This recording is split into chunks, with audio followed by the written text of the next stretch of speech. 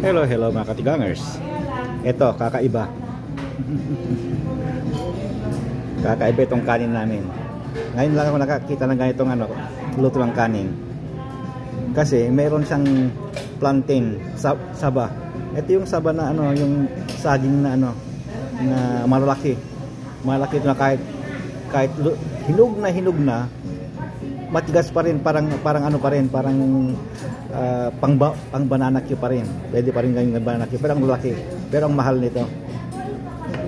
Kasi by piece yan eh, hindi by kilo eh, per piece eh. At saka yung ulam namin, puntahan ko muna ito.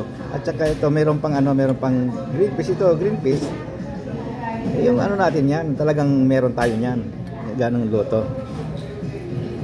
Pero itong may saging na ito, ngayon ko lang nakita. At saka ang ulam namin ay hubad na hipon. Ito yung gulay namin, vegetable mix. Ito yung meat namin. At saka ang soup namin, hindi ko alam. Tiktikman natin mamaya. Ilalagay ko sa caption kung ano ito. Pero ang aking panulak ay carbureted water. Walang flavor. Plain. Hindi ako kumuha ng may flavor ngayon. At saka hindi ako naglagay ng lemon. Ayan. Tikman natin yung kakaibang kanin. kasi maraming klaseng luto dito.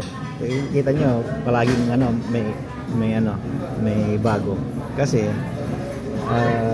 lahat ng mga trabahador dito, employee, ay iba-ibang lahi.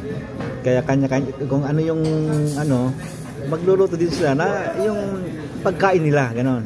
Kung minsan yung sinasabi ko, Asian food lagi yan eh. Asian food, Mexican food, European, sa Middle East, ganon. May mga kari-kari, ganon. Kaya iba-ibang pagkain namin. Kaya ngayon, makatikim tayo ng kung kaninong nationality ang may lutong ganito na may saging, yung kanin.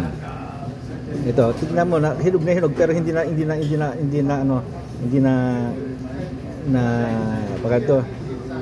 malabsa. Ayan. Okay.